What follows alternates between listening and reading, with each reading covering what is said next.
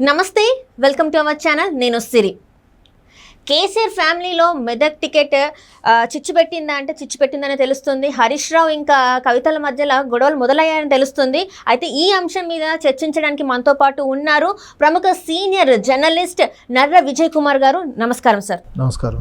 Medak ticket మన కేసీఆర్ ఫ్యామిలీలో చిచ్చు పెట్టింది అని చెప్పి తెలుస్తుంది. హరీష్ రావు గారు ఇంకా మన కవిత గారికి గొడవలు స్టార్ట్ అయ్యాయని కూడా తెలుస్తుంది. ఇందులో ఎంతవరకు వాస్తవం ఉంది సార్? అవాస్తవం అని నేను అనుకుంటున్నాను. అది పక్కా అవాస్తవం ఎందుకు ఉంటుంది అంటే అది బీజేపీ నాయకుడు రఘునందన్ రావు గారు చేసినటువంటి ఆరోపణ కింద ఉన్నటువంటి నేపథ్యం చేసినటువంటి ఆరోపణ. ఇప్పుడు ఆ ఫ్యామిలీలో ఇప్పుడు ఉన్నటువంటి నేపథ్యంలో హరీష్ రావు గారికి కవితకు ఎందుకు వస్తుంది, ఏ రకంగా సీటు విషయం ఇంకేం డిసైడ్ కాలేదని మెదక్ ఎంపీ మననే రివ్యూ మీటింగ్ జరిగినటువంటిది పార్లమెంటు. ప్లస్ నిజామాబాద్కు సంబంధించిన రివ్యూ మీటింగ్ అప్పుడు కవిత గారు అటెండ్ అయ్యారు. ఏంటంటే ఒక బీజేపీ వాళ్ళు ఉద్దేశపూర్వకంగా చేసేటువంటి ఒక రాజకీయ ఆరోపణ కిందనే తీసుకోవాల్సినటువంటి అవసరం ఉంటుంది తప్ప అందులో నిజమైనటువంటి వార్తలాగానైతే లేదు. అది వార్త అంటే నిజంగా ఉంటే అనుకోవాల్సిందే. వీళ్ళేదో ఎమ్మెల్యేలు ముఖ్యమంత్రిని రేవంత్ రెడ్డిని కలిసిరు అని చెప్పి దాని కారణంగా బీజేపీ నాయకుడు రఘునందన్ రావు గారు ఆరోపణ చేయడం జరుగుతుంది. బీజేపీ నేత రఘునందన్ రావు గారు మెదక్ ఎంపీగా పోటీ చేయాలని బీజేపీ నుంచి అనుకుంటున్నాడు.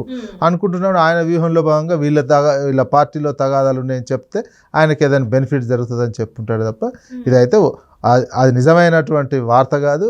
అది పూర్తిగా అవాస్తవంతో కూడినటువంటి వార్తలాగానే ఉన్నది. కలిసినటువంటి ఎమ్మెల్యేలు కూడా ఖండిస్తూ ఎమ్మటే ప్రెస్ కాన్ఫరెన్స్ పెట్టి మేము నియోజకవర్గ అభివృద్ధి కోసం కలిసినామని మాట ఎమ్మెల్యేలు కూడా ప్రెస్ కాన్ఫరెన్స్ పెట్టి ఈరోజు చెప్పడం జరిగింది. ఇక మీడియాలో వార్త కోసం ప్రచారం చేయడము, వాళ్ళ రాజకీయ ప్రయోజనాలు, బీజేపీకి ఉండే ప్రయోజనాలు, ఆ నేపథ్యంలో అట్లాంటి ప్రచారాలుగా చూసుకోవాల్సిందే తప్ప పార్టీ పరంగా మాత్రం ఆ రకమైనటువంటిది ఏమీ టీఆర్ఎస్ బీఆర్ఎస్ పార్టీలో అట్లాంటి వాతావరణం కనిపించడం లేదు.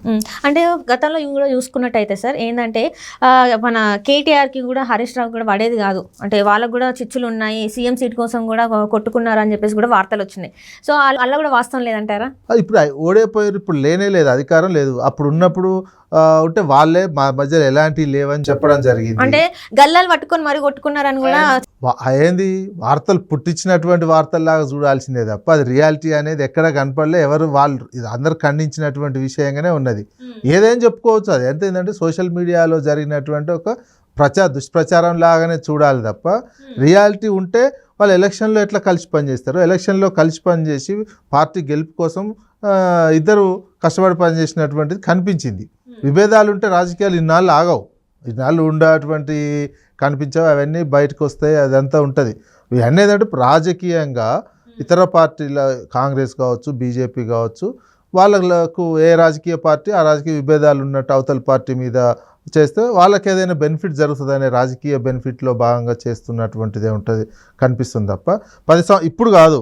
2001లో పార్టీ పెట్టినప్పుడు ఆ తర్వాత ఇద్దరు ఉద్యమం జరుగుతున్నటువంటి సమయంలో కూడా హరీష్ రావుకు కేటీఆర్కి పడతలేదు అనేది అప్పటి నుంచి జరుగుతున్నటువంటి ప్రచారమే. 20-25 ఏళ్ళ నుంచి అదే ప్రచారం జరుగుతూనే ఉన్నది. కేసీఆర్ మీద కూడా ఇట్లాంటి ప్రచారం 25 ఏళ్ళ పార్టీ పెట్టినా కానీ 23-24 ఏళ్ళ నుంచి అదే ప్రచారం, వ్యక్తిగతమైనటువంటి ఇంకో అంశం లేక జనరల్గా ఏంటంటే రాజకీయ లబ్ధి కోసం వ్యక్తులను టార్గెట్గా చేసేటువంటి అంశము ఆ పార్టీ ఉన్నటువంటి నేపథ్యంలో ప్రాంతీయ పార్టీ కాబట్టి వ్యక్తుల మీద జరిగితే దాడి చేస్తేనే ఆ పార్టీ మైనస్ అవుతుంది అనే ఒక వ్యూహంలో భాగంగా ఇతర రాజకీయ పార్టీలు చేసేటువంటి ఆరోపణ కిందనే ఉన్నాయి. 24 సంవత్సరాల నుంచి అలానే అనుకుంటూనే ఉన్నారు కదా. అనుకుంటుంటే ఏదన్నా జరిగిందా? ఇప్పుడు కూడా ఏంది, అప్పుడు వార్త అంటే అప్పుడు అధికారంలో ఉన్నప్పుడు అలాంటిది ఏది జరగలేదు. ఇప్పుడు ఓడిపోయారు, ప్రతిపక్షంలో ఉన్నారు, ప్రతిపక్షంలో సమీక్షలు కలిసి నిర్వహిస్తున్నారు, కలిసి అడుగులు వేస్తున్నది కనిపిస్తున్నది.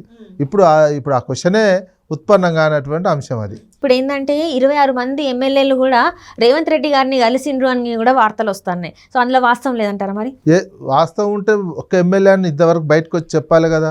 మల్లారెడ్డి అంటే ఎమ్మెల్యే మల్కాజ్గిరి ఎమ్మెల్యే మల్లారెడ్డి కూడా కాంగ్రెస్ నేతలతో భేటీ అయినట్టు రేవంత్ రెడ్డి గారితో మాట్లాడుతున్నట్టు కూడా బయటికి వార్తలు వస్తున్నాయి. ఆయన వార్తలే అనేది ఇంతవరకు ఏది వాస్తవం కాదు.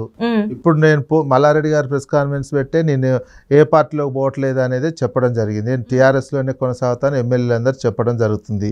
ఇవన్నీ ప్రచారంలో ఎలాంటి ఎవరు ఇష్టం ఉన్న ప్రచారం వాళ్ళు చేసుకోవచ్చు. అదంతా ప్రచారం జరిగితే దానికి టీఆర్ఎస్ పార్టీ వాళ్ళు ఏం చెప్తారు?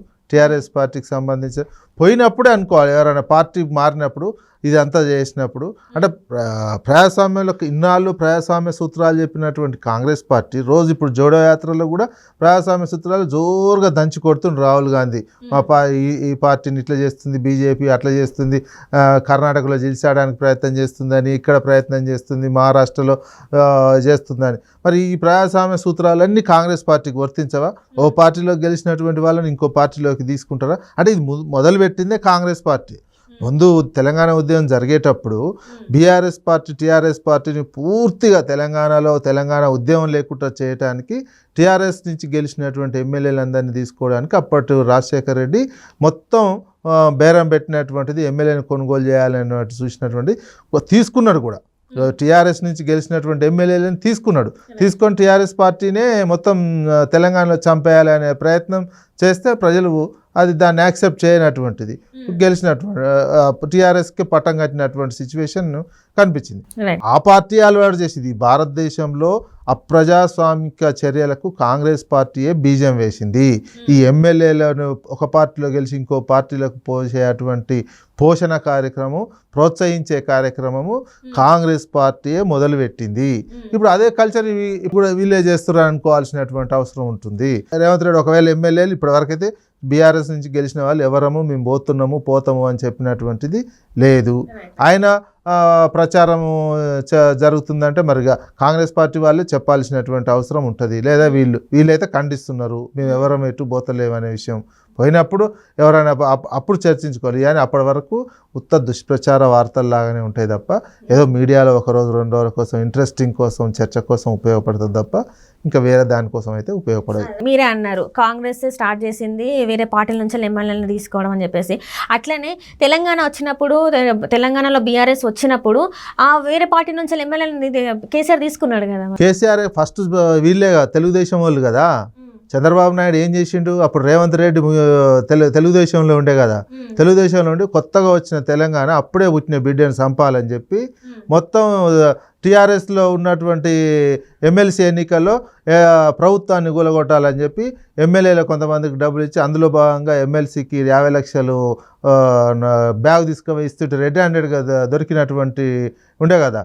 తెలంగాణ ఏర్పాటునే జీర్ణించుకోలేని చంద్రబాబు నాయుడు తెలంగాణని చంపాలని చూస్తుంటే తెలంగాణని దేశం ముందు నిలబెట్టడం కోసము, తెలంగాణ ఆత్మగౌరవాన్ని నిలబెట్టడానికి మరి వచ్చి తెలంగాణని చంపుతుంటే తెలంగాణని తెలంగాణని పురిట్లోనే చంపేయాలని చూస్తుంటే అప్పుడున్న పాలకుడు గారు తెలంగాణ ఉద్యమకారులు కానీ ఎవరైనా ఏం పని చేస్తారు? మరి మరి తీసుకోవాల్సినటువంటి పరిస్థితి, తీసుకొని తెలంగాణ నిలబెట్టాల్సిన పరిస్థితి ఏ రాజకీయ నాయకుడికైనా ఉంటుంది. ఆ టైంలో పుట్టిన బిడ్డను చంపుతుంటే తల్లిదండ్రి కాపాడుకోరా?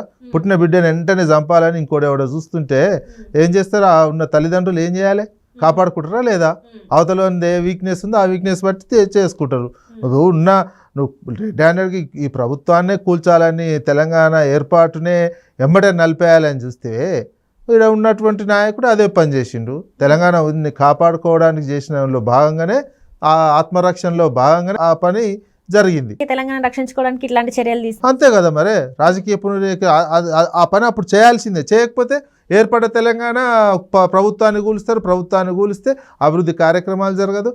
నెక్స్ట్ ఏమంటే విఫల రాష్ట్రం తెలంగాణ మేము ముందు నుంచి చెప్తున్నాము, ఇది వయబుల్ స్టేట్ కాదు, మీరు కనీసం పరిపాలించుకోలేరు అని వాళ్ళు ఉద్యమ సమయంలో ఎన్నోసార్లు అన్నారు కదా. చంద్రబాబు లాంటి మనిషి అన్నప్పుడు మరి నిజంగానే అదే రుజువు అయిపోతుంది కదా. వచ్చిన ప్రభుత్వాన్ని కూడా కాపాడుకోలేకపోయారండి తెలంగాణ వాళ్ళు. ఇక వీళ్ళేం అభివృద్ధి చేస్తారు? మేము ముందు నుంచి చెప్తున్నాం, అందుకే ముందు నుంచి చెప్తున్న దాన్ని అదే నిజమైపోయింది, ఇలా పరిపాలించుకో చేత కాదు అని అన్నారు. దాన్ని కాదని నిరూపించి తెలంగాణ ప్రజలు సక్సెస్ఫుల్ అయిపోయినారు. తెలంగాణ ఇప్పుడు దేశానికి పైసలు ఇస్తుంది, ఒకనేనా? దేశాన్ని సాస్తున్నాం తెలంగాణ. అంతకుముందు మిమ్మల్ని సాదేటోడేవాడు అనేటోళ్ళు. ఇప్పుడు మనమే దేశాన్ని సాదేటట్టు తెలంగాణ ఎదిగింది. అదొక ప్రైడే కదా తెలంగాణ వ్యక్తులుగా. తెలంగాణకు ప్రైడ్ కిందనే ఉంటుంది కదా అది.